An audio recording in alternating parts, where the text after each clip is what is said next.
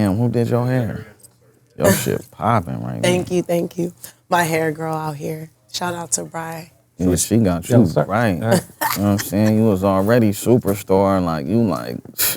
You gotta get right. You gonna be on TV, cameras, lights, action, all that. It's been like this for 45 minutes. We've just been chilling. The truth hurts. The truth does hurt. It hurts. The truth hurts, you know what I'm saying? But your truth feel good, right? Yes, preach. Preach. We can leave. I just wanna be fun with it. I mean, this will get better, you know. Free.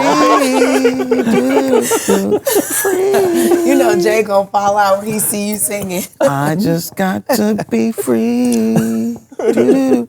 I need to be the love interest in the next video. No, we're gonna have a free dating show, I think. Yeah. Like, 20 versus 1. Yeah. Y'all gotta get joints though. Let's just go one-on-one. It's gonna be like you choose your baby daddy. Right. Let's go one-on-one. What's happening?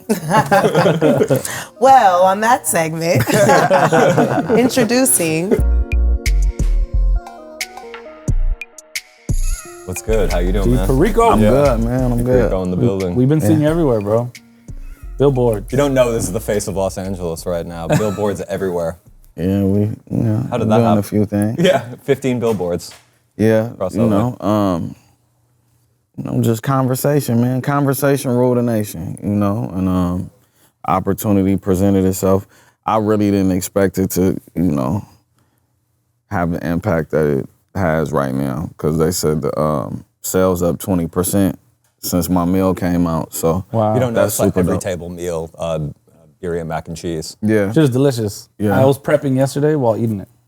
yeah. That was just the whole prep, just eating the Birria Mac and cheese. That's how I prepared for this interview. I ate the Birria Mac and cheese. Yeah, and So it's fire. I'm gonna definitely get a nice stack through here for y'all. Yeah. And I'm like, yeah, okay, so I really haven't even put my best foot forward. Well, no, I'm not gonna say that. I've definitely did my best, but I know that, you know, once I'm 100% on marketing, if it's up, sales up 20%, we could get it to 50 or 100% right now. So Yeah. that's super dope to be a part of that. We was going back and forth for about a year, just creating the meal, making sure it was right. So this was like, you know, carefully planned and prepped and curated, you know what I mean, for the culture. It was a good mix. It has the sweet potatoes in there. Yeah. And yeah, that's just good overall. What was it about the Birria Mac and Cheese? It's like on the surface seems pretty random, but is that like your favorite meal or what is it? Nah, it's not necessarily my favorite meal, but I mean, at this point it is, but my intentions was to create something for the culture of LA, like a one-stop meal. You know what I mean? Like almost like a Koji taco. Yeah, so you got the sweet potatoes and the macaroni and cheese. You know what I mean? That's on the soul food vibe. Yep. And then you got the birria, and you got the black beans and all Yeah. that. And that's on the, you know, the Hispanic. And in Los Angeles, that's really what it is on the inner city. Like when you talking LA, like what makes LA, the makeup of LA, is black and Hispanic. You know what I mean? And I grew up on, you know, both sides, you know, as far as eating the culture, you know, from fucking quinceañeras to backyard boogies, like, you know, shit be right next door to each other. So I just wanted to create something that bring everybody together. You know what I'm saying? Yeah. Where's the meal sold? At every table. It's like, I want to say it's like 30 different locations in the LA area. Well, it's like actually a good idea because it's like because like there's a food pre- deserts. yeah. Well, because there's food deserts in lots of parts of LA and like lots of like kind of areas that don't have like as much like thriving economy, and there's like no supermarkets over there, or like there's not a Whole Foods, right? And actually, the first one I went to was in Compton. It was right next to the Compton courthouse, and like it was like it's where we go every day during Drago Straw. Oh, So, and it okay. was So like, you put something in there. Yeah, so we partnered up and did a meal, and that's exactly how the conversation started, the food deserts. Cause you know I got a gym in the area, and it's like, all right, we'll go work out and all that, and then you come out and you can't even get a fucking piece of fruit, like nowhere. It's just chips, candy, sodas. Totally. You know what I'm Like saying? malt liquor, yeah, it's just liquor. Liquor, Wait, malt liquor. like just, you know, shit that's really not conducive to like your overall growth and just being progressive and having your mind clear and stuff like that. So that's where the conversation started. It's like, damn, if the people in the community got to survive off of this, and then just being up against the world, basically, trying to get somewhere and get something done, like you gotta have something like healthy or something good to eat, to just be able to operate. And that's that get deep, but that's part of the systematic bullshit. Yeah, but even then, that's cool. Like to put that spin on it. It's like, because they always say like LA is a melting pot. You know what I'm saying? But it's like, no, it's not. It's a plate of G Perico's Birria Mac and Cheese now. Straight up. What's the main dish? The mac and cheese? So the main dish is the Birria Mac and Cheese. It's like a complete dish. Like I would say the main item would be the Birria and the mac. You know what I mean? And the black beans, the yams. Really fucking good. Got little chips that you could sprinkle over it. For the camera. It was funny when Greedo got out. How much does the meal cost? It's $9.45. That's not bad. So it's $9.45. affordable meal under $10. Yeah, it's a really good portion too. Like meal prep, you go in there and buy you 5 of them. You got lunch for the week or come on every dinner or whatever, wherever you decide to, eat it at. I This always is super wonder, fire. are you mixed with Mexican? Yeah, down the line. You look a little Puerto Rican, a little down mixed. the line, I got all kind of stuff going on in my DNA. What about you? What you mix with? I'm or what you trying to Trinidadian. get mixed with? Nigga's a fool. Oh, Lord. Yeah, I'm Trinidadian, but I'm black, But my dad's from the great island of Trinidad and Tobago. Okay, so you know how to dance and all that? Yes, of course. Get jiggy. Back in my ratchet days. Okay. I retired that side Let's of me get on the ratchet. interview. I mean, you never retire. It's always there. It lives rent free. It does. Yeah. Did you grow up though, like eating Hispanic food? Like Yeah, I'm from LA. Taco spots on every corner. You know what I mean? What's your favorite taco spot? My favorite taco spot is, I call it Club Taco. Right there on La Brea and Venice. The truck.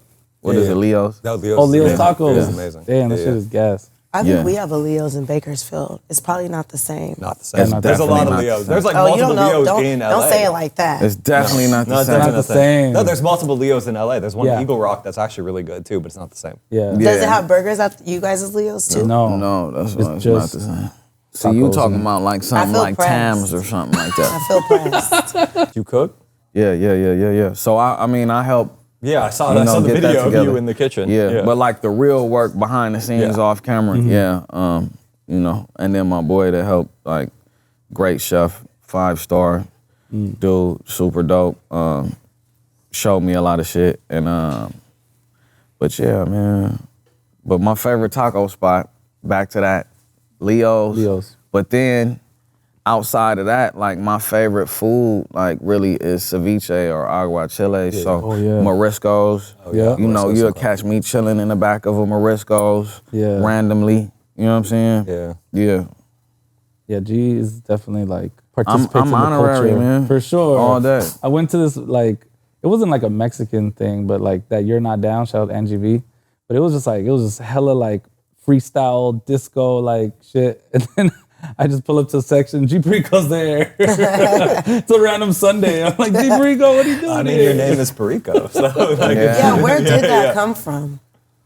I know where the BG came from, but where did the Perico come from? I mean, the BG and the Perico is not the same thing. That's just because Instagram was tooken, so I had to create something close to it. But yeah, BG, street shit. Perico, same thing. Running around with that Perico. You know what I'm saying? Back in the day. Yeah, and consistent with it. So, yeah. The DJ Drama project you just dropped, super fire. Commas is my favorite shit off of there. Shacks, commas, Yeah. murder on. Walked in Da Vinci, mumbling Biggie. That's a fact though. It's all about the Benjis. Talk to me about that song and just like collabing with Drama again. So that song, the night that I did that, my process is like kind of like odd, you know what I mean? Like in comparison of a lot of people that I've seen record and create music. So I be in the studio, I fuck around and just do the hook and go sit in the car and drive around and finish the rest of the song. and come back and record it. And I was chilling with one of my partners I grew up with, my nigga Pork from Raymond and shit. And we was just hollering, you know what I'm saying? And I'm like, man, I be moving around a lot, so I'm not in the streets as often as I used to be or would usually be, you know what I mean? We progressive. So we just hollering, I'm like, man, what's going on? What it feel like, from your perspective? And we was hollering, and that's where I just gathered pretty much most of the inspo and shit from the joint, you know what I mean? Just out seeing shit and talking to my partners, So do you, when you're driving around, are you just like composing in your head, or are you like writing, writing in your phone at like a red light or something, or how does it work? Yeah, so I really don't write at all. So I'll probably I'll be riding, well not probably, I'll be riding and I get a verse together in my head and then I just say it in my notes before I forget it, you know what I mean? Cause I done had plenty platinum verses. Think I done had some shit that's supposed to go diamond that I forgot. You know what I mean? Yeah, it's like right or run away. Yeah, I do and the the same. more you say it, the you think more you're you gonna forget. remember it. Yeah. You're like, it's too good to forget, but then you forget it. So I make sure I say it in the notes because even if I write it, even if I haven't wrote since I did, since before I did, what's the song with me and Nips, Basic Instinct? Basic Instinct. So that was the day I stopped writing raps. Wow. But prior to that, I write raps before I go in and I forget how I said it. You know what I'm saying? It's a certain way, like sometimes you put the the or the of, or you just like mess up like the in-between words, they don't sound the same. Right. So, I don't really write it all. I don't write it all. And unless I'm writing a script or something. But I throw it in a voice note. So now I know exactly how I said it. You know what I'm saying? That's like the most important part of the thing. What was it about that day where you were recording with Nipsey that made you stop writing? Cause I was kind of like put on the scene. Like we've been chilling already in the lab for a couple months. Like, like most of the week I'm coming through, sitting in there with him, kicking it. And, Nip was damn near worse than me. Like I probably record the least out of everybody in LA, but like I'm one of the niggas that drop the most. True. But like Nip, we'd be in the studio for a week and not one rap, but we hollering and vibing and doing different shit. So, when songs was coming on and he was getting busy, like he wasn't, hey, jump on this, jump on that. So in my mind, I'm like, shit, I ain't tripping off of this bro, you know what I'm saying? And the beat came on. I told this story a few times. The beat come on and I walk in early morning and Mike and Keys just whipped it up. So they come from their studio in there and I'm like, what old girl saying? And he like, she's saying Crenshaw. I went back to what I was doing. I said, he ain't finna tell me to rap on this shit. I ain't from Crenshaw. And then he paced a little bit, and then before he walked in the booth, I'm sitting there like this. Before he walked in the booth, he like, put something on this. He go in and he come back out fast as a motherfucker. And I said, damn, well, I can't freeze up now. Yeah. This you know how I go, if the energy go left or right and don't keep going straight, then the moment is gone, like in this creative shit. So I just jumped up, went in there and said the first shit that came to my mind. And I actually thought my shit was weak at first. I'm like, damn, this shit weak. And then it came out like that, I think it was Marathon Mondays. Mm-hmm. So we did it on like Wednesday or Thursday or something like that. And it was out Monday. And I didn't even expect it to come out because he wanted to get Meek Mill on it. And I guess that didn't line up. And then shit, my phone was going crazy after that. And then here we are. That was basically like my intro to like a larger audience, you know what I'm saying, outside of the hood. Yeah. You know what I mean? So I think it's dope that like you said, like he's not, I guess, like transactional. It's like you gotta come for a week to like vibe out first and then we might do a song. Cause I feel like you're the same way. Yeah. It's like the times we've hung out has been for no reason sometimes. It's just been like, what are we doing? We're just kicking it. You know what I'm saying? There's nothing like, nobody's trying to get one over on each other type shit. And I respect that a lot. Cause it's like, that's when the most organic shit pops off. Yeah. And then like the dope thing with Nip had all kind of verses that like I heard Cardi B shit, you know what I'm saying? Other Thug songs and just I'm like, damn, bro, you not using this? I'm like, nah, it don't blend with what I'm trying to do right now. You know what I'm saying? Yeah. So I definitely picked that up from bro. You know what I'm saying? What do you think made him like so special as an artist? I mean, he knew what he wanted to do. He knew who he was. He knew what he represented. He understood the culture, the power of the culture, where he brought value in at the culture, and he stuck to it. Cause it's like it's been plenty of times, even with me, but I didn't folded a few times and tried shit that like I don't fuck with. You know what I'm saying? But he stuck to his guns. Like, this what I represent. This what it sound like. This what it look like. You know what I mean? And we sticking to that. Fuck what's going on to the left or to the right, or that the grass may look greener. Fuck all that. I'm gonna keep watering my grass. So he just stuck to his script, and that's what made him like dope. And he didn't like the perfect example of what to do, because I remember around that time, it was so much chatter behind the scenes. I used to get into it with niggas about, oh man, this shit ain't finna work. This shit ain't this. And then, ultimately, it was the blueprint and the right thing. Like, Nip basically like a martyr at this point. Like, he probably in more people's houses than Jesus at this point on the wall. In LA, that's for sure. Yeah, for sure. Pac was like a generation ago. Right. Yeah. Was the first song that blew you up, was it G Shit?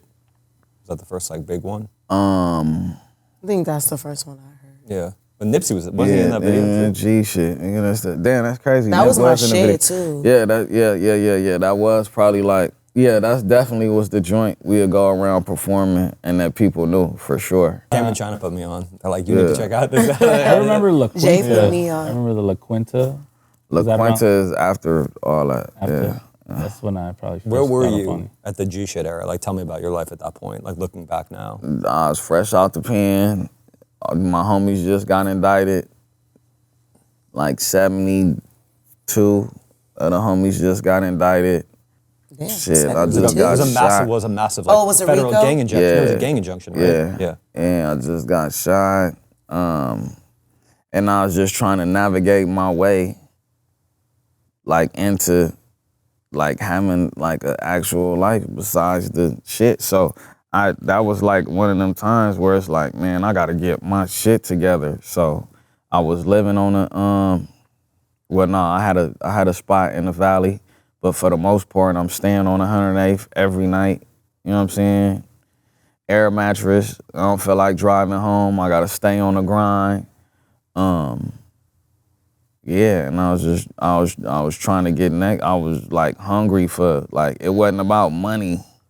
It was just creating value. Like, I know I had to create value in the game. So everything I knew how to do, I was doing it, whether it was, like in the, systematically how the industry work and the game work, whether it was like according to the layout or the rules, you know what I'm saying, that people create. So I was just, finding my space in it and knowing that, like, nigga, I ain't finna keep going back to jail and shit and risking it all. So that was that era, like, serious, like, I'm ready to die about it at that, you know what I'm saying? Yeah. But you've been making music for so long. I discovered a song the other day, Bussin with PC. Bussin, yeah. So that was one of the first joints I did. I had no idea like that you were rapping beat. that long. Yeah, it was a mustard beat, and then I went back to jail. So I was just fucking around. Yeah. Right. So I had a studio that everybody, niggas just coming to hang out. You know what I'm saying? I heard about that studio. I'm just keeping people around. You know what I mean? While I'm doing my shit that I do. You know what I'm saying? And PC popped up and shit, and that's what really like made me want to be a rapper. Like, all right, yeah, let me rap on this shit. I'm just lingering around, letting them do them. Yeah. Right. And then, when the opportunity come, like, oh, it's cool to rap on it. All right, I'll wait till everybody leave, and then I'll rap. You know what I'm saying? So, Bussin', That was around the time when I met Mustard, YG, all them niggas for the first time and shit. Yeah. Tell us about YG was hanging out. We was hanging out all the time. Yeah. Like you before the rapping. Like we know the G that's like during the rapping, but I want to hear about the G before, because I know about I've heard about the G before the rapping. I mean, that's what I want to know about. What area was you in? Where was G growing up? What was young G like? I mean, it's pretty much like just the typical shit, you know what I'm saying? Young nigga doing a gang of ignorant ass shit, you know what I'm saying? But I honestly think I always had some type of thing and like shine, because even when I was in the streets, it was like just wasn't the average dude in the streets doing dumb shit. Like I had shit going on, like we getting money, I got spots, I got places for us to go. Right. We doing shit, we fly, we having a good time, you know what I'm saying? But, you know, I mean, for the most part, like, just like the typical LA gangbanger nigga, you know what I'm saying? That's a hybrid, that know how to get money. Remember you telling me once that you got in trouble in the 2nd grade for rapping too short? Yeah, say, bitch, can I ask you a question? I was in private school, too. Damn.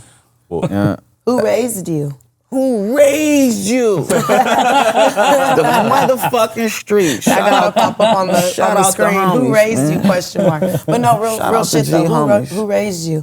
You give me like granny baby. I knew it. You give me granny baby vibes. Yeah, granny. I knew it. I could just smell when the niggas raised by his granny. Because I could just smell when the niggas raised by his granny. And G, you ain't never told me that, and I knew you was.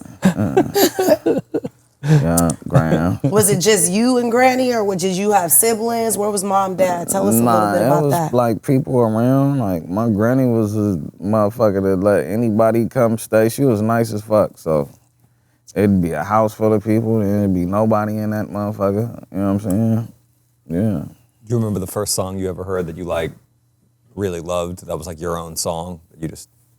That I made? Or no, like when you were like 10, 11 years old, music. You know what I mean? You're kind of like starting to come of age. Bro, it's like I grew up like around hearing music. Like my uncle was trying to do music. Like he was involved. He had a record label, Black Sun Records, independent.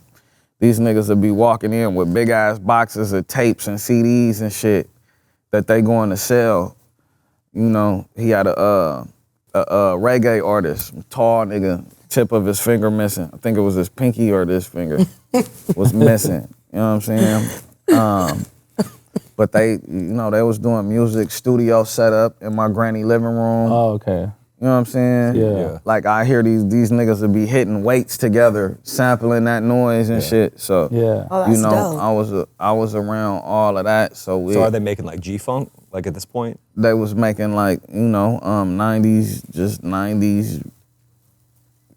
rap, like from fucking gangster shit to the backpack shit. Yeah. Like they was just involved in music, you know what I'm saying? And all kind of people used to come to the house and shit. In Vogue he was fucking with old girl from In Vogue. They'll pull up to the house in limos and Which shit. one from In Vogue? Right, which one? The lead shit. I forgot her name. I gotta ask him. He was just singer, talking about fine. the other.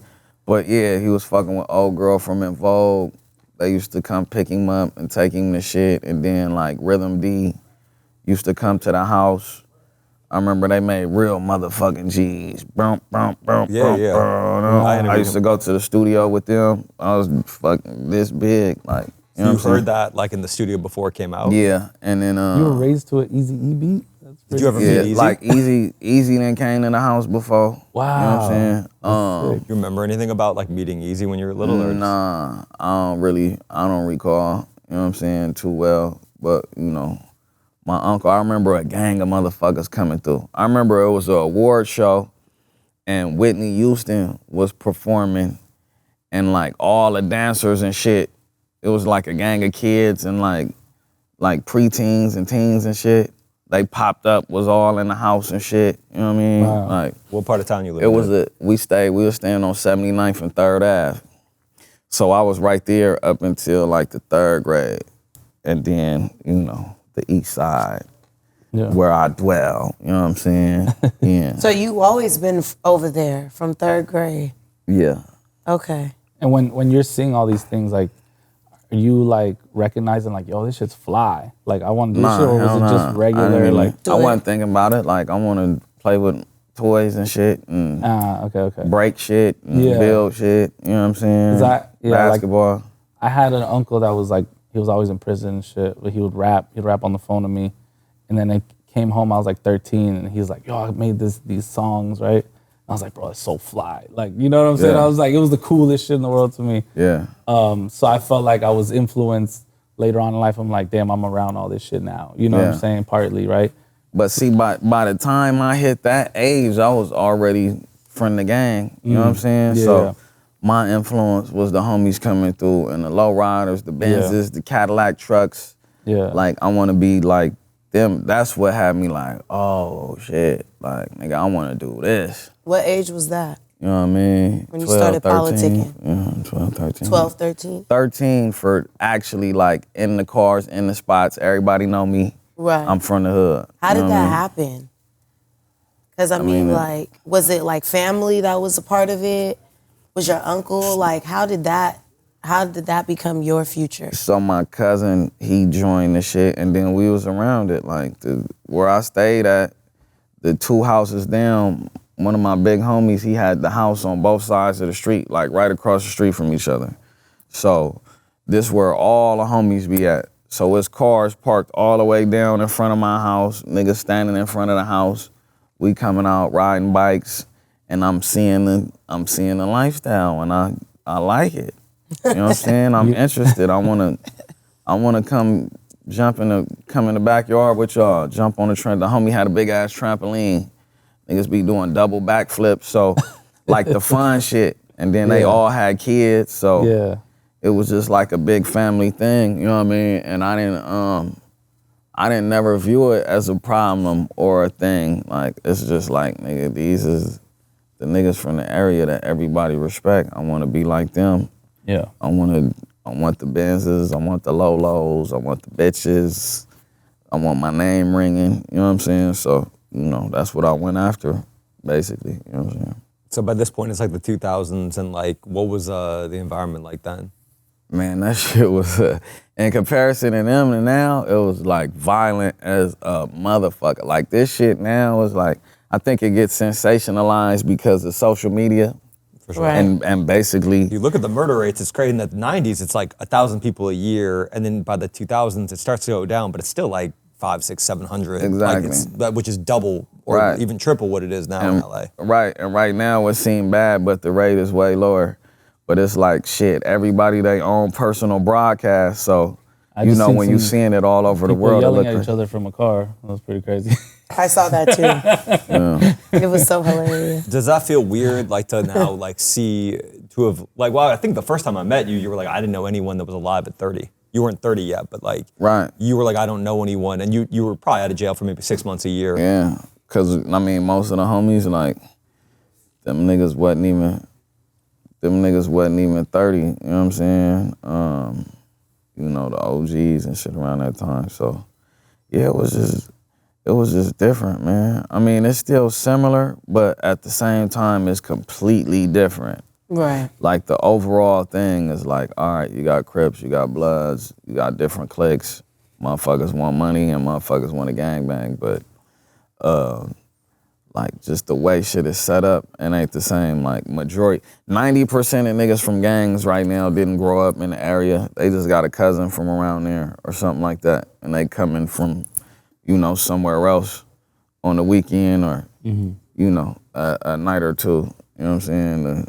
You know, get cracking or whatever. But yeah, I mean, you know, I think now it's better for, well, you know, you got social media and shit, but like as far as like the gang activity, it's a whole lot easier. When we first talked, you were like, there's not the same camaraderie there used to be.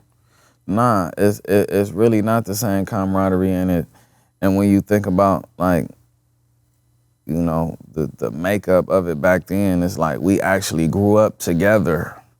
Right. Like, you know the homie, like, I remember when this nigga peed in the bed and shit like that, you know what I'm saying? I know his mama, I know his granny, or one of the other homies around the corner. Right.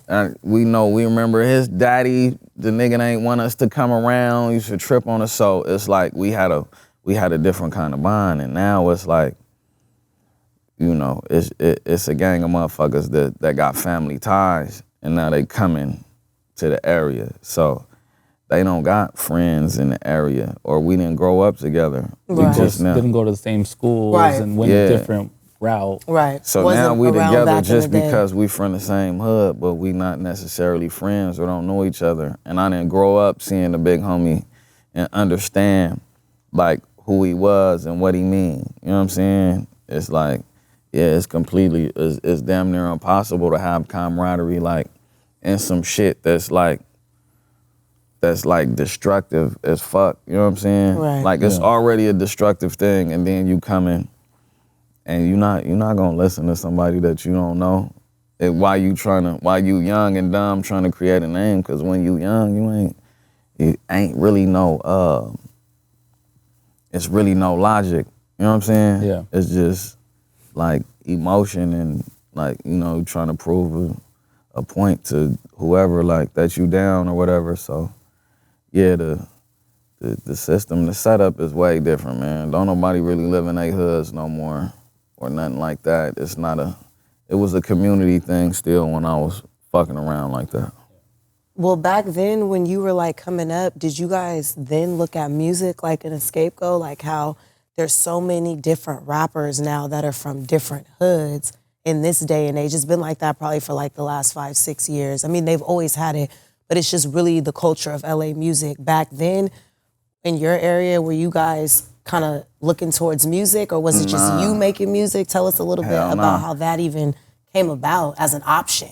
Nah, I wasn't even making music like that. It was around and shit, like I go hang around and shit and maybe probably record something, but I wasn't looking into music. Like we was hustling, like, you know what I'm saying? You know, doing the street shit, getting money, you know what I'm saying? Yeah. And now at this point in the game, it's like you could fucking record a song anywhere, put it out, and now you collecting from streams. So like the rap game is damn near the new dope game at this point. Because like the ain't like when I was growing up, everybody had crack, everybody had dope. Every corner you get somebody hustling. That shit is out now. Now everybody got a microphone. Cause that's the accessible hustle, you know what I'm saying? But nah, I never Never looked thought you'd at be G music. Perico the rapper. Nah, I never looked at music as an escape. I thought I was finna hustle my way into, you know, Scarface. Right. You know what I'm saying? So what was it that clicked? Like, okay, you know what? I could really do this shit. When I was in the pen, when I went to the pen, so I did a few songs and shit, and I was putting a little more energy into it. I'm having money, so I'm like, and I'm seeing other rappers in the city. I'm like, damn, these niggas broke, ain't got shit, like, ain't got no real reputation. They faking it. It's like, damn, okay. Like by default, I'm everything that like, you know, the game would naturally accept and respect. Right. So, you know, I did a few songs, and then when I went to jail, and I released some songs while I was in there, and when I came home, like it was a completely different wave. Like when I come home, everybody like is fucking with the wave. You know what I'm saying? They representing the movement and shit. Like it was just a different kind of camaraderie, and I'm like, oh shit, like I need to keep running with this. You know? Didn't A AP Yams hit you up when you were in jail? Yeah, Yams. What I was that? FaceTime Yams. Yeah. I What was that FaceTime relationship Yams. like? Fucking Jay Worthy. I talked to Jay Worthy while I was in the pen and shit. He like, Yams, woo, woo, yeah. I'm like, who is Yams? You know what I'm saying? And he like, that's dude with the, cause right before I went back to the pen, Rocky had just came out with Peso. Yeah. You know what I'm saying? And he like, that's dude that be in the video with the birthmark on his face. I'm like, oh shit. He get me on the phone with him. They wilding out, playing the shit, you know what I'm saying, in New York. And I'm like, damn, this is crazy. Like, motherfuckers fucking with it, and I didn't do nothing besides record it and put it on a CD, you know what I'm saying? And when I got out, Yams, me and Yams connected. We did Use a Trick And he brought the whole ASAP to the hood and shit. You know what I'm saying? We shot the videos, vibing, and he like gave me a lot of good game and direction, like just as far as branding, what to do, what not to do. You know what I'm saying? So I came in like with somewhat of a coach. Between Yams and Chase Infinite, like they was coaching me on doing the right shit, because I probably would have been like done and over with, you know what I'm saying, if it wasn't for people like that. What was the advice that they were giving you? Like really just stay true to the culture and to the brand. Like I'm a representative of the culture, not a rapper, you know what I mean? Because rappers will do anything, you know what I mean? So it's like what I represent and who I am, like I gotta make sure that shit has value to it, you know what I'm saying? And it look expensive and feel expensive, and the message is strong, you know what I mean? And it's consistent.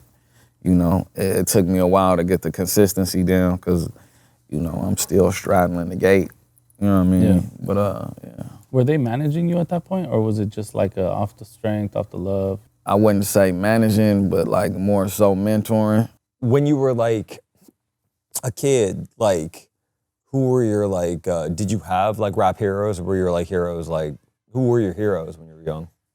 Man, my heroes was the homies, like Big Zag, Sinbad, you know what I'm saying, Lil Boney Rock, Lil Roach, people like that, Big N, like, them was my heroes. But like, I don't know, I always knew that I had action at creating something different, you know, and I used to watch the whole game. Like, I'm a fan of all music, bro, just based on my uncle, my step-pops.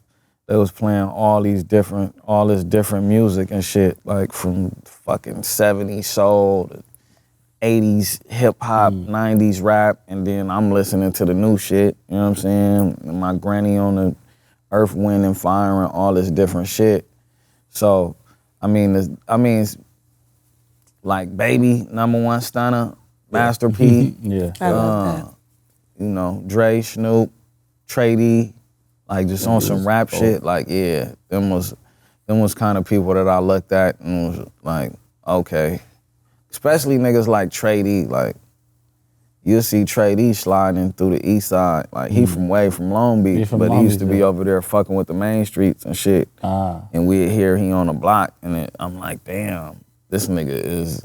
Right next to Snoop. Yeah. So it's a big deal. The east side was like a big thing at that moment. Kind of a regional phenomenon. But like, they were on the radio. Did you grow up constantly. listening to any of that those? shit was fire. Hell Gangster yeah. rappers like Yeah, Snoop and all them? Hell yeah, the East Siders had shit on Eastsiders. click clack. They did. That's I what remember- the homies playing. Like, if I pull up to the block, all the homies is in the back. Niggas got their cars out, Yeah. and niggas is playing East I don't want Siders. anybody to Beating hear that. anything Niggas about is- me. Yeah, niggas doing their thing. Niggas playing And then you guys are on E40. your east side, so Yeah. that's fire. Yeah, I mean, we like, technically, no.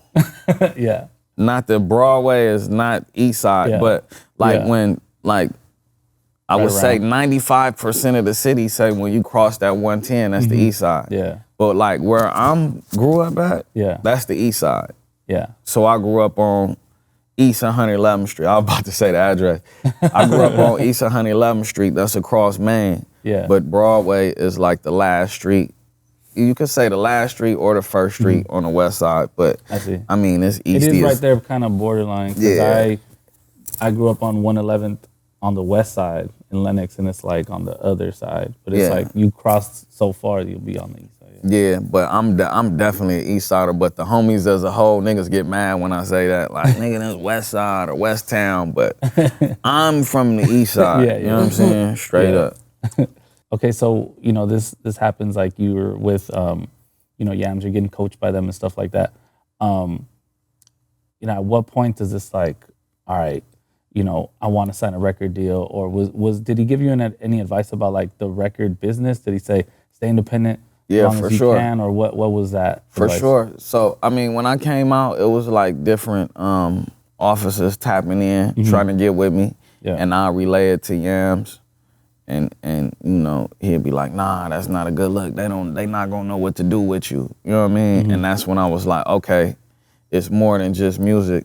Let me do some studying and just understand what's going on in the game. You know what I'm saying? So it'll be certain shit that Yams would say, but like Yams was a wild motherfucker. You know what I'm saying? Like, you know, but every time we linked up or hollered, matter of fact, that was the first person that I let FaceTime me. I used to think FaceTime was so weird. Like,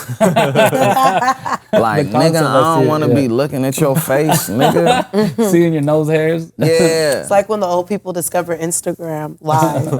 Yeah, I'm like, man, so Yams was the first person that I used to FaceTime and shit. And it's crazy because I got some footage in the studio when Yams was FaceTime me. We bagging on each other and shit. And my boy was recording. And when I hang up and look back, he got the camera. I'm like, nigga, don't never record my motherfucking conversations. Nigga, fuck wrong with you? And I'm happy he did it. Yeah. Because I got it. I don't know if I ever use it for something, but that's for me, like, and then I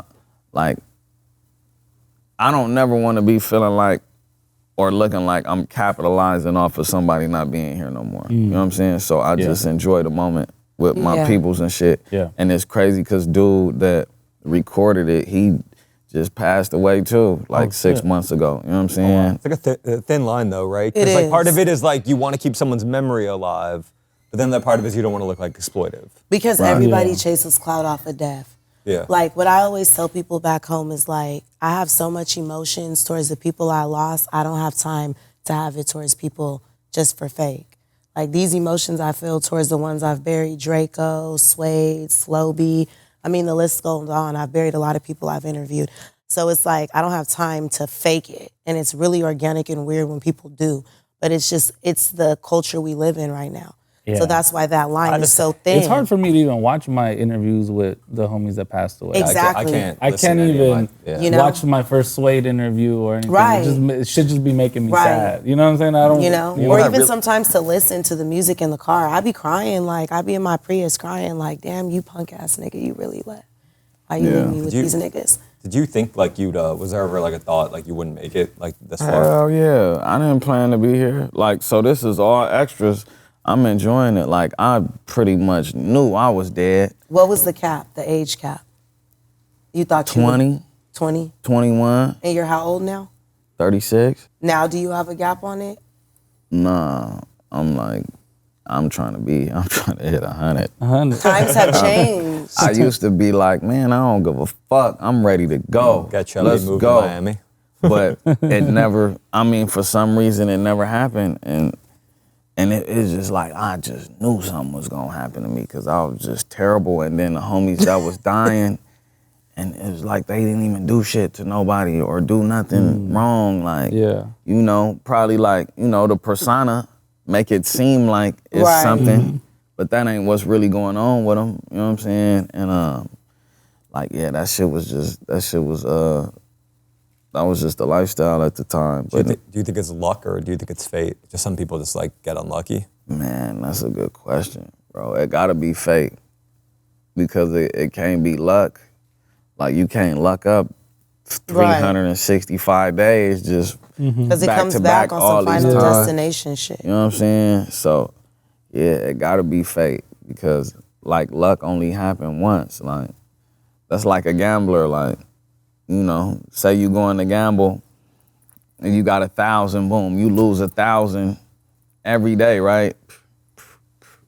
20, 30 days. And then you hit for fucking 15,000 and you think that's luck. Right. When you think you won, but you still like in the hole, that's luck. Like this shit is fate. You know what I'm saying? Yeah. You gamble? With my life. That's it. Hey, look, hey, not no more though, but that used to be my motto though. When people used to ask me that, like, nah, I just gamble with my life. You know what I'm saying? But nah, I don't gamble as far as like shooting dice and casino type gambling, but yeah, I gamble every day. Like when I create a idea or a plan or something, you know what I'm saying, and I put it all on the line. Like I was just telling somebody the other night, like, man, I put my nuts on the chopping block all the time, and guess what? I still got them. You know what I'm saying? So, you know, shit be working, but yeah, I gamble all the time. Like, that's me. You know what I'm saying? That's how I came about a gamble. I always find it interesting how you get a lot of like corporate looks, even though you're like independent and like you're not traditionally corporate, you know, like He's a hood nigga. you know what I'm That's saying? Vic It's wants like to because I'll it's say like it. the blue T-shirt stuff. Like you had it inside of what was it?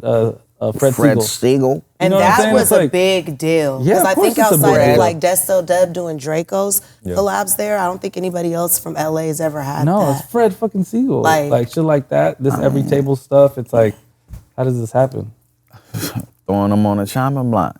You know what I'm saying? Yeah. Because like if I was to sit here and wait for somebody to tell me like, okay, this is the right time or this is how shit is supposed to go, you know what I mean? And play it safe, like nothing to happen because the way that life's been set up for me, it ain't been full of opportunities or people with it. Like I gotta go out and take test it. my luck, you know what I'm saying, and go take it.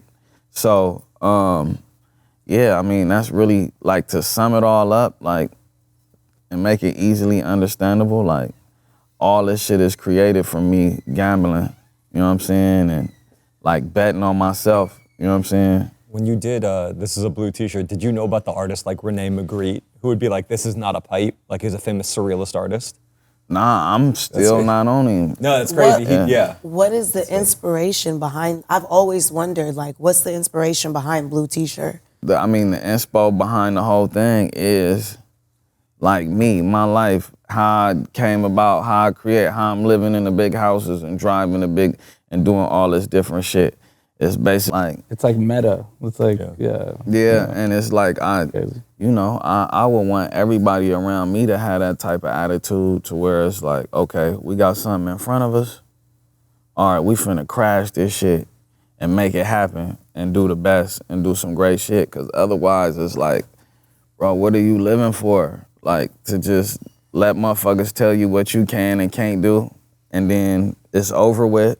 You know what I'm saying? So Right. like, you know, just making the impossible possible and having that progressive mindset on like we taking it. When did your like entrepreneurial sense, like obviously I assume probably in the streets at first, but like how did you then apply it to like the business world? Like what moment did that happen? I would say as soon as I created my first label and my first business, you know what I'm saying? Which was what, So Way Out, right? Yeah, so when I started that,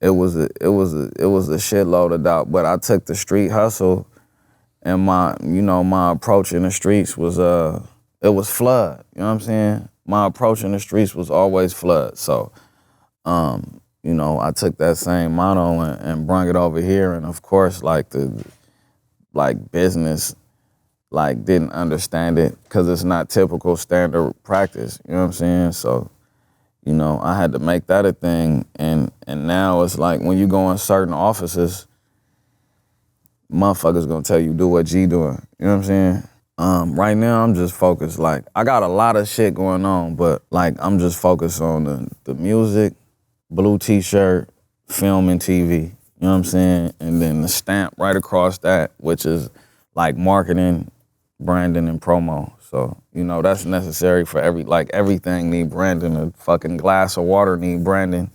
You know what I'm saying? So, yeah, that's pretty much my triangle. But I got a lot of, little side shit going on. You know what I mean? Yeah. No, I heard you talking about interest rates, and I was like, he's a man of the business world. Yeah. Well, who does the marketing? Because Blue T-shirt has sold out every single time you drop it, like instantly.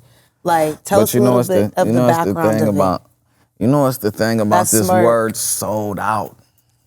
It's like- how many were there. It's like sold out, like, and this to me is not like that appealing unless you know, like, oh damn, these niggas printing 1,000, 2,000, 3,000, 4,000 pieces. You know what I'm saying? A lot of niggas printing 30 pieces, and of course it's fucking sold out. You know what I'm saying? But good job though. You know what I mean? But the marketing for Blue is pretty much like just ideas that I got and gathered with the team and shit, you know what I'm saying? And we basically relaunching right now because like the last year or so, I hadn't been focused on that. I've been writing movie scripts and shit like that Right. and doing all that. So we relaunching right now, and about to get a gang of campaigns started, like, similar to the shit I'm doing with Every Table, where it's visible, you know what I'm saying? And the message of the brand is up front, you know what I'm saying? So with the movie scripts and stuff like that, film and TV, is it any stuff like based on your life, or like, because the picture you painted of you growing up as a kid with like In Vogue coming to your house and Eazy-E and all this stuff, like, sounds super fucking cool, like as in terms of like if it was a TV series, you know what I'm saying? Yeah. Yeah, so I actually do got a web series coming out that's like loosely, it's sensationalized for entertainment purposes, but it's like loosely based around my life and starting at a certain point, like around the music time. Okay. You know what I mean? Yeah. So yeah, I got a Welcome to the Land too is coming with a official web series, 10 episodes. Dope. 10 episodes, season 1. Are you acting in it? Yeah, so hell yeah, I'm starring. I'm a movie star. Movie star. I'm a movie star, man. Well, Gangsta movie. G Perico. You know what I'm saying? Yeah, for sure. I was gonna ask, one of the things we always ask is, what's your unpopular truth? Meaning, like, what's the thing that like other people might not think is a truth to them, but you know it to be true in your heart or mind? Shit don't stop. You know what I mean? And let me break that down. Like, that's my unpopular truth. Shit don't stop. Because like when you had conversations with people in the world and or people in life, when certain things not going their way, or like the belief not there, and motherfuckers is stuck, scared to hit that corner or hit that curb, or, once you start catching traction, then all the tests come and you gotta solve all these problems to keep going. Like, the majority of motherfuckers just lay down and be like, well, he didn't do this and they didn't do this and it's your fault, and, on some Mark shit. But like, my motto is shit don't stop, because shit gonna happen. You know what I mean? But shit don't stop. We got to keep going. And I think that's like very, like, if you think about it, very unpopular, because how many people you see quitting shit? Most. Or just finding a clever excuse on why they didn't get shit done, or why they waited till tomorrow and tomorrow turned into next year. And then now the energy is coming, let's do it again, but then they gonna quit again. So it's we face adversity every day. Now that I'm thinking of it, now that you say that, the first time I interviewed you was at Dash Radio, right? Yeah. It was like 2017, I think it was me and Cypress. That day, I left the hospital. My mom was in the hospital. She had just had a stroke. And I was like, gotta go interview G Perico. Shit don't stop. Yeah. You know what I'm saying? exactly. Like, that's fucking, 8-9 years ago now type Right. shit. So it's like, and that was a really big moment for me, but it's like, those words are so true. It was like, damn, shit don't They stop. kind of like foreshadow Yeah, to bro. today. You know what I'm saying? Yeah, because majority of people gonna find a reason. Yeah, I could not have to laid keep down going. and been like, nope, sorry, mom's in the hospital. Perfect excuse, right? But it's like, nah, I gotta go get that shit done. Right. Right. We could do like kind of just random series of questions too. First one, not counting a G Perico album, what are your 5 favorite LA albums? Does not have to necessarily be rap. It can be any kind of music. 5 favorite LA albums. Do you listen to LA artists? I listen to everything. That's a good one. Dog Pound, Dog Food, Good Kid, Mad City, The Marathon. First one, The Marathon. My Crazy Life. Damn, one more. Shit. Oh, Sugar Free, motherfucking Street Gospel. Free gospel. And I wanted to say more, but off the top of my head. I thought you were gonna mention the East Siders, Deuces and Trays, Oh, old fashioned way. The East Y'all have to do a Siders top fucking- 10 for us one day. Who's an artist that people wouldn't think that you like that you really love? Probably like Eric Clapton. I'll be on that Layla. You got me on my knees. They just sent me to write one of his liner notes, but they weren't paying enough, so I had to respectfully decline. It was an honor though. I was like, all right. That's pretty cool. What celebrity has the best hair? The best hair? As a man who has I good thought hair. you said the Yeah. best hair. Like, what celebrity? You're like, Hey, yo. That's a We'll do that one next. We'll do that one next. weird turn. No, not me. Not me, G. What celebrity got the best hair? Could be like alive or dead, you know? Could be just like Shit, a hair like, icon. I mean, it's hard to say for the female because everybody got lace fronts and shit. Like, who got they natural shit? I mean, shit, me, shit. You know, That's when why I I asked. keep it right, the curl. You know what I'm saying? Just add water. You know what I'm saying? I'm Just number add one. water. Totally. Yeah, Describe your music in one word. progressive. Dream collab. Sade, the group. Yeah. What is your favorite sample of all time? Ooh, fuck. My favorite sample of all time. Like one that somebody sampled or something I would like to sample. Like, yeah, I would say something that somebody sampled. Like, what's the best, like, flip you ever heard? Oh, damn. It's some great flips. Wow, a lot of shit come to mind. A lot of shit come to mind right now. Damn, if I had to pick one, wow. Fuck, that's hard. That's hard because it's some great shit. And it's like when you think about it, bro, the essence of rap music is the sample. Totally. You know what I'm saying? Yeah. And all your favorite joints, I would probably say, like right now, I would say I'm fucking with, and it's like really, damn, it's so many. Fuck. I think I'm gonna say the Bratton Biggie Smalls. Lay B-side? all night, the B-side. Honestly, a great song. Great song. But damn, it's so many, bro. Like, fuck. Shit. I mean, Quincy, I think about Summer in the City being flipped for Passing Me By a lot. Fucking passing me by is. Incredible sample flip. Yeah. I'm gonna run with that. Passing me by. She keeps on passing me by. That's one of my favorite songs too. Voice. Yeah. You never like wanted to just sing only? I be trying to sing to you and shit, you know what I'm saying? You know, some bullshit though, you know what I'm saying?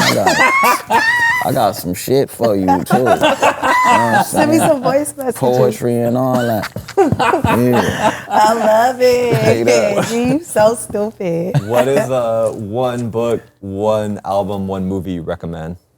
One book that I recommend, I got one with me right now. One book I recommend. Waiting for Britney Spears by Joe. Yeah. Right. Boom, This is The Jeff's book. Alchemist. Oh, okay. Yeah. I would recommend The Alchemist just off the top. I got a extensive book collection though. Really? Cool. In my office, I call it the war room at the crib. Let's just say The Alchemist, or like it just depends what you're doing in life. But yeah, let's just say The Alchemist. One movie that I would recommend, The Godfather. One album that I would recommend, 400 Degrees. What's your favorite Spanish word? Puta. Favorite freeway? 110, baby. What is the most LA thing about you? Everything. My fingers. Really, my lingo, my speech, you know what I'm saying, and the walk. Like I was with some of my homegirls, and they from up north and shit, and they was just on me about the walk and stand like, walk for me real quick, like, and like this is years of, you know what I'm saying, you learn this in elementary school. You know what I mean? What advice would you give to the next generation? Like, be progressive, trust your vision, you know, learn yourself, learn the world, and just figure out where you can bring value at to yourself and to the world. And you'll never have to worry about one fucking dollar. Cause it's like, I hear a lot of people like, oh, I'm getting to the money, I'm on this money. Well, like, what you represent, what's your thing, what you bring, where your value at, how are you an asset? Shit, I don't know, I got money though, like. And it's like, that money is trash, like, you ain't worth shit, you know what I'm saying? Right. So, like, if you could, like, understand, like, your value in life, what you bring to the world, what you bring to the culture, to life, and know it's a value and press for it, like you won't never have to worry about, like I haven't worried about money in a long time. Like, and I could go down to $0 and still won't be stressing about no fucking money because like all the value and assets that I created and keep creating, you know what I'm saying, within just myself. So yeah, like, you know, create your value and push. Like, for you as an artist, and I think a lot of people will want to know this as well, when did you realize that it wasn't just going to be money in the music? Like, when did it click for you, like, I got to use other assets, other gateways to keep the money flowing? From the intro, because I was seeing, like, all these niggas, like, really, like, broke as fuck. Like, not broke, but broke. Like, right.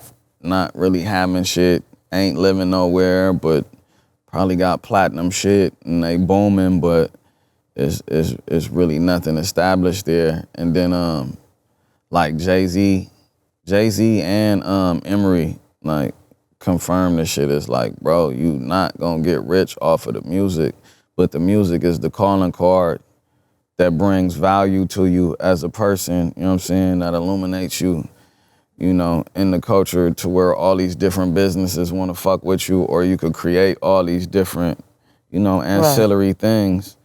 You know what I'm saying? To like really, you know, have money, because music is seasonal. You know what I'm saying? Right. Like music is seasonal, and if you're not on cycle, it's like where the shows at. You know, if you independent, you gonna get stream checks every month, but it's like living in California, you need much more than that. Right. You know what I'm saying? So you feel like you benefited from signing to Roc Nation? When you did, because you're not signed to them anymore, right? Yeah, I mean, my career probably didn't benefit, but me as a person and a businessman definitely benefited, because like, you gotta think about like who gets to be around $1 billion team, right. Like $1 billion thing, and it's like Emery let me come sit in his office and talk with him and ask questions and watch shit. You know what I'm saying? Learn from them. And like I'm with open arms. So like shit like that you can't pay for. Right. You know what I'm saying? And just understanding the mind of like $1 billion circle. You know what I'm saying? So I definitely benefited. Like I wouldn't change nothing about that situation. Okay. Like, you know. Dealing with like kind of the equivalent of like the major label, because like they're kind of a major label in and of themselves in a way. Like, what do you feel like wasn't right for you in that kind of environment versus like kind of the artist that you are and have always been? For one, it's like major, like any majority of major labels, like the end of the day is like, it's not the art, it's the money. You know what I'm saying? So like we were saying earlier, like A&Rs aren't A&Rs, they fucking data collectors. So they operating off of data, not what the culture needs, or like, you know, what art is important and what's gonna make shit move and what's missing. Like they trying to pile on what's the trend. They trying to get you trend. So right. And it's like what 13-year-old kids in Nebraska want versus I think when hip hop first started, right? It's like primarily in inner cities, like maybe 12 to 14 inner cities throughout America, and now it's like a global business. Right. So you're not even appealing to maybe the core consumer that initially was. You're appealing to the masses, basically. Right. Or they expect you to appeal to that. And there's so many different, like, it's so many different lanes and genres within the culture. It seemed like the major, like at the end of the day, they just in it for the money. They don't want to fucking, like, really create nothing big. And then you got to think, all these different people in the office, like, they got to fucking shoot for what's trending and try to get something to crack. Otherwise, they fired. Yeah. Like, ain't nobody putting their nuts on the table. Like, for nobody. And everything has a term, you know, it's like, it's almost like sports too, because it's like, all right, well, we got this artist for 3 albums. On the 3rd one, it's his last one. We're not gonna try to build up his value so he can go somewhere else, or we have to re-sign him for more. Right. You know what I'm saying? Or we're not gonna I see it a lot of the times, we're not gonna let them drop this last project because we paid for it. Yeah. There's very few labels that have done well for like West Coast artists, if you think about it. Like, I mean, obviously in the past you can point to a Snoop or a Dre or, you know, obviously Nipsey had a bunch of experiences before kind of getting to the point where he'd built up his career independently to where then they partnered with him at the end. But he obviously had a bad experience with them before. Right. You know, people forget that, I think. And then the thing with the label, like my situation is like the dude that brought, cause I wanted to stay independent, and it like one of my older homies telling me to do it. I'm like, fuck it, it's gonna help him out. It's gonna help me. Let's go. But it was like, shit, ain't nobody give a fuck. Like if the shit go, like, you know, everybody benefiting now, so, you know, fuck G. But anyway, like when I came in, like I said, they don't understand the culture, or they just going for data. They don't give a fuck that it's gonna ruin my whole fan base that I created. It's like, all right, you can make some quick money and then we're gonna throw you away, because It's like private that's what equity. that's Yeah. what the Yeah. industry Mentality. is. It's like, it's just, they look at you as something disposable. Each artist is disposable. We could make another one of you. We got the label, we the machine, you know what I'm saying? So that was kind of like, not necessarily that specifically, because I believe he had good intentions, but he just ain't understand the direct, and then this nigga get fired. Boom, so the whole staff get fired. Now I'm with some staff that don't give a fuck about what I got going on, can't see it and don't understand it, so I'm just sitting there, and then they get fired. Yeah.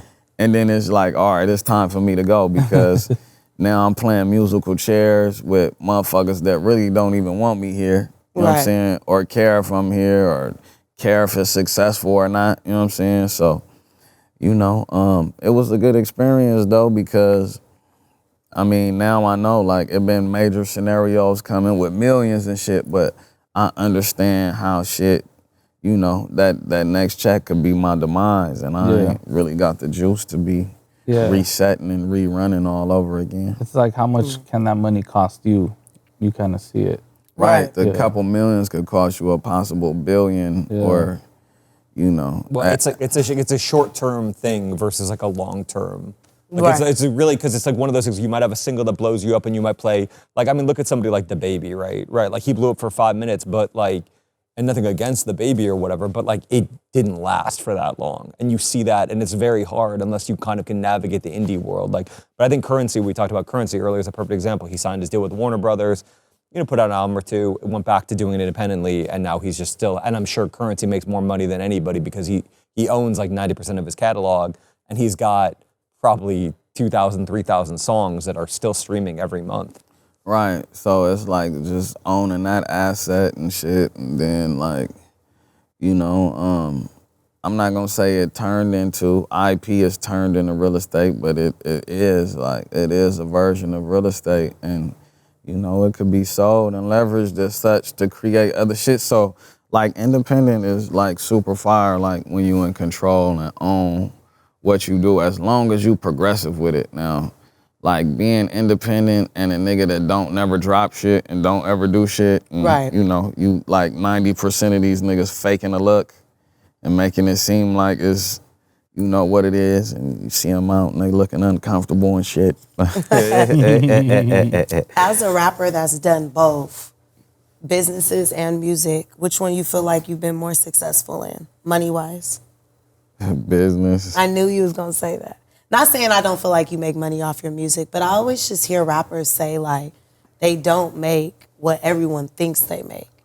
Business, but I mean, I like in music, I kind of get more. I definitely make more than what niggas think I'm the making. masses, yeah. Well, you're putting out I did hear you 4 or stream 5 very albums well a year sometimes, and then like, or like at least EPs. You know, like you can do them. I mean, it's like you can always do the math actually. Like if you look where they're signed, if they're not signed, if they're signed to a major label, they're making nothing. But if they're signed to an Empire, they're probably making, you know, I would guess 80% or something. Right. That's who you're signed to still, right? Empire. Empire. But like you would look at it and you could look at all their streams and like you're like, all right, well that's like they're making money. It's like it's kind of fucked up actually, because I don't think you probably should be able to count other people's paychecks, but like you kind of can now. Right. But it's like a lot of this shit is like unless you got the back end shit, you can't really see what's like, what? for real. Yeah. Like it's still like, it look, you know how they say objects may be closer than their Yeah, exactly. Yeah. Well, I think that's. I mean, honestly, if you want like publishing, like if you have a book that comes out, you don't really make any money. The director of The Brutalist, you know, was nominated for an Oscar this year. He was like, I'm like, I have no money. Like I'm paying for myself to go from like to promote this movie myself. Wow. It's really just a calling card for you to have to do other, which is fucked up because it's maybe the way American business is structured. But like you need that because if you're like getting started, it's like why almost like you need money to get started. You need capital to get started. It's just you know what I mean? And like music, so like, all right, example, when Jigga and them is telling me this, like the music ain't gonna make you, but you use it as a tool to get you there. Right, So say for example, like, all right, I got an idea for a business that could make me 200-300 million. Like I own my whole catalog. I could leverage it for some millions right now and then, you know, invest into the big play and still be building another catalog. It's like, it's just options like when you know, take the stairs, I guess, for, you know, but just the ownership, like people don't understand ownership. Ownership don't necessarily mean like, nigga, I got this shit and I'm owning it till it ain't worth nothing. It's like the idealism of like these billion-dollar motherfuckers is like, of course don't sell some shit to go splurge and fuck off, but like that's called selling. Like leveraging shit is when you take it and put it somewhere else to create more value. Like, and that's, I think that's that's what the culture needs to start understanding. Like, all right, you build certain shit to leverage it to create bigger shit and more shit. Like, you don't build shit to fucking go buy a gang of dumb shit and go pull up and shit on broke motherfuckers. Like, you know what I'm saying? Yeah. Right. And now you on this fucking rat wheel, you know what I mean? So I think the culture needs to just start, this need to get popular, leveraging things that you create to create bigger shit, you know what I'm saying? Don't need an MBA, just listen to G Perico. That's right. You gotta teach it, you gotta have a Perico University. Yeah, Word. on audiobook. Word. You know what I'm saying? You wanna do it? Yeah, we could do it. The truth hurts. Stop there, truth hurts. Shout out Pro Club, thanks for coming through. Shout out to Pro Club. Shout out Pro Club, you know what I'm saying? Blue cheek, baby.